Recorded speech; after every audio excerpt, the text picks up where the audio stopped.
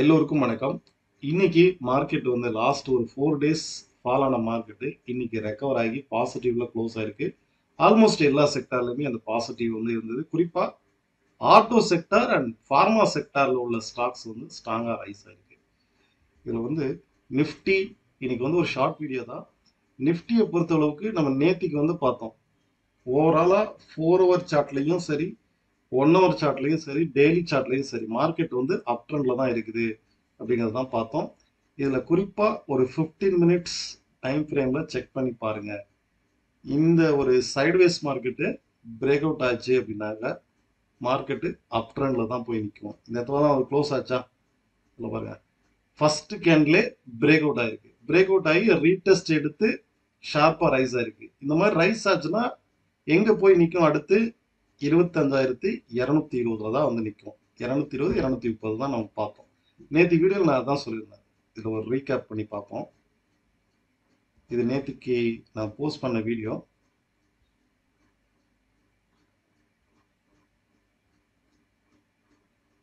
Create ஆயிருக்கா? கரெக்டா அந்த எட்ஜில் வந்து க்ளோஸ் ஆகுதா? அப்போ இந்த ஹை வந்து 25,110க்கு மேல ஒரு 15 நிமிஷம் கேண்டில் க்ளோஸ் ஆனாலே ஒரு பாசிட்டிவான மூமெண்டம் தான். நெக்ஸ்ட் ரெசிஸ்டன்ஸுங்கிறது 25,220 இருக்கும். Okay, next resistance 25. ஏன்னா இந்த ஒரு நல்ல ஃபாலுக்கு அப்புறம், இந்த மாதிரி ஸ்டீப்பான ஃபாலுக்கு அப்புறம் ஒரு சைடுவேஸ் மார்க்கெட் கிரியேட் ஆகி அந்த sideways market upside break out ஆச்சு அப்படின்னா மார்க்கெட் வந்து ரிவர்சல் ஆக போகுதுன்னு அர்த்தம். ஓகே, இன்னைக்கு வந்து ரிவர்சல் ஆயிருக்கா? ஸோ டெக்னிக்கல் வந்து ஒர்க் ஆக தான் செய்யுது. இதுக்கு அடுத்து நம்ம கவனிக்க வேண்டியது இந்த ஒரு ஃபார்மேஷன்.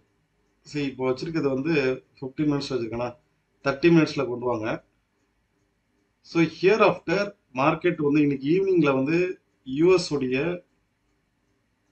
சிபிஐ டேட்டா வந்து வெளியாச்சு. அதாவது இன்ஃப்ளேஷன் டேட்டா. இன்ஃப்ளேஷனை பொறுத்து தான் யூஎஸ் மார்க்கெட்ல ஃபெட் வந்து இன்ட்ரெஸ்ட் ரேட்டை குறைப்பாங்க. ஓகே, வேர்ல்டு மார்க்கெட் எக்ஸ்பெக்டேஷனே யூஎஸ் ஃபெட் வந்து இன்ட்ரெஸ்ட் ரேட்டை குறைச்சாங்கன்னா வேர்ல்டு மார்க்கெட் ஸ்ட்ராங்கா பவுன்ஸ் பேக் ஆகும். பட் இன்ஃப்ளேஷன் டேட்டா ஸ்லைட்லி நெகட்டிவா இருக்கு. இயர் ஆன் இயர் வந்து கம்பேர் பண்ணும்போது ஸ்லைட்லி இன்க்ரீஸ் ஆயிருக்கு. அப்போ ஏற்கனவே ஃபெட் சேர்மனுக்கும் நம்ம ட்ரம்ப்புக்கும் செட் ஆகாது.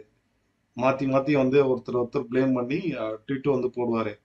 ஸோ இந்த இடத்துல நெகட்டிவான ஒரு இன்ஃப்ளேஷன் வரும்போது அவங்க வந்து ஃபெட் வந்து இன்ட்ரெஸ்ட் ரேட்டை இம்மீடியட்டா குறைப்பாங்களா அப்படிங்கிறது ஒரு பெரிய டவுட்ஃபுல் தான். இது வந்து சந்தைக்கு ஒரு நெகட்டிவ் இம்பாக்ட் கொடுக்கும். நாளைக்கு மார்க்கெட் வந்து கேப் டவுன் ஆச்சு அப்படின்னா இன்னைக்கு ரைஸ் ஆன மாதிரி ரைஸ் ஆகும்னு நினைக்காதீங்க. பிகாஸ் இதுக்கு அடுத்து மார்க்கெட் ரைஸ் ஆகும் அப்படின்னா ஒன்லி 25,240க்கு மேல, இந்த ஹைக்கு மேல ஒரு 30 மினிட்ஸ் கேண்டில் பிரேக் அவுட் ஆனா மட்டுமே ஃபர்தரா 25,330 வரைக்கும் வந்து ரைஸ் ஆகும். அதர்வைஸ் நாளைக்கு கேப் டவுன் ஆச்சு அப்படின்னா இன்னுமே ஃபால் ஆகிறதுக்கு பாசிபிலிட்டிஸ் இருக்குது. ஓகே, ஸோ இது வந்து செக் அவுட் பண்ணி பாருங்க. ஒன்லி இந்த குரூஷியல் ரெசிஸ்டன்ஸ் வந்து நிஃப்டினுடைய குரூஷியல் ரெசிஸ்டன்ஸ் 25,240. ஃபைன். இதே மாதிரி தான் உங்களுக்கு வந்து பேங்க் நிஃப்டி நேற்றுக்கு நம்ம பார்த்தோம். பேங்க் நிஃப்டி டபுள் பாட்டம்ல இருக்குது, இந்த மாதிரி ட்ரிபிள் பாட்டம்ல இருக்குது. இந்த இடத்துல லைக் டபிள்யூ ஷேப்ல ஃபார்ம் ஆயிருக்கு. ஸோ கம்ப்ளீட்டா ரெக்கவர் ஆகும். 90% ரெக்கவர் ஆயிருக்கலாம் இந்த இடத்துல. ஆல்மோஸ்ட் இங்க வரைக்கும் ரெக்கவர் ஆயிருப்பாங்க. இதே போலதான் சென்செக்ஸுக்கும் நீங்க இன்னைக்கு டே உடைய ஹை வந்து ஒரு பெஞ்ச் மார்க்கா வச்சுக்கோங்க. லைக் வந்து இந்த இடத்துல ஒரு ஹெட் அண்ட் ஷோல்டர் ஃபார்மேஷன் மாதிரி வச்சுக்கோங்க. இது ஹைக்கு மேல பிரேக் அவுட் ஆகுதா, ஒரு 30 மினிட்ஸ் கேண்டில் பிரேக் அவுட் ஆகுதா, 82,750க்கு மேல ஒரு கேண்டில் வந்து 30 மினிட்ஸ் கேண்டில் பிரேக் அவுட் ஆகுதா? ஏன்னா உங்களுக்கு வந்து ஆல்ரெடி நமக்கு வந்து இங்க பிரேக் அவுட் ஆயிருக்கு. ட்ரெண்ட் லைன் பிரேக் அவுட் இங்க நடந்திருக்கு. ஓகே, ஹவலில ட்ரெண்ட் லைன் பிரேக் அவுட் நடந்திருக்கு. ஸோ ஹியர் ஆஃப்டர் மார்க்கெட் வந்து இதுக்கு மேல போகணும் அப்படின்னா கண்டிப்பா இந்த லெவலுக்கு மேல, அதாவது 82,750க்கு மேல பிரேக் அவுட் ஆனா மட்டுமே பாசிட்டிவா இருக்கும். இதுக்கடுத்து க்ரூட் ஆயிலையும் ஒரு சிம்பிளா பார்த்துடலாம். க்ரூடை பொறுத்த அளவுக்கு கிட்டத்தட்ட இந்த ஒரு ட்ரெண்டில் தான் லாஸ்ட் ஒரு 10 டேஸ்க்கு மேலே ட்ராவல் ஆகிட்டு இருக்கு. ரைட் நோ சப்போர்ட்டில் தான் ட்ரேட் ஆகுது. குரூடாயில பொறுத்தளவுக்கு 5698ங்கிறது வந்து இன்ட்ராடே சப்போர்ட். இன்னைக்கு டே, அதாவது இந்த மாதிரி கிட்டத்தட்ட ஒரு 1 மந்த் வரைக்கும் ட்ரேட் ஆகுதா? ஸோ இது வந்து 5690, 5680 இந்த லெவலுக்கு பிலோவில் ஒரு டே கேண்டில் இந்த இடத்துல பிரேக் அவுட் நடக்கணும். நடந்ததுன்னா மட்டுமே மார்க்கெட் வந்து டவுன் ட்ரெண்டு. ரைட்னோ இந்த இடத்துல கன்சல்டேஷன் நடக்க மாட்டேங்க. இதே மாதிரி ஒரு கன்சல்டேஷன் தான். எப்போ வேணாலும் ஷார்ப்பாக ரிவர்சல் ஆகலாம். ஒவ்வொரு டைமும் இந்த ட்ரெண்ட் லைனை டச் பண்ணும்போது மார்க்கெட் வந்து பவுன்ஸ் பேக் ஆகுது. சரி, ஓவரால் ட்ரேடிங் வந்து வித்தின் இந்த ஜோனுக்குள்ள தான் என்டையர் ட்ரேடிங் நடந்துட்டு இருக்கா. ஸோ இதை ஒரு பெஞ்ச் மார்க்காக வச்சுக்கோங்க. 5690க்கு பிலோவில் ஒரு டே கேண்டில் க்ளோஸ் ஆனால் மட்டுமே market here after down trend.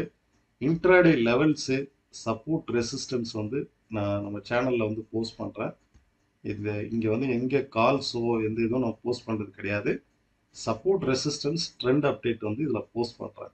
Okay fine. நாளைக்கு நம்ம கண்டக்ட் பண்ணக்கூடிய direct class and online classes வந்து நெக்ஸ்ட் பேட்ச் வந்து ஸ்டார்ட் ஆகுது.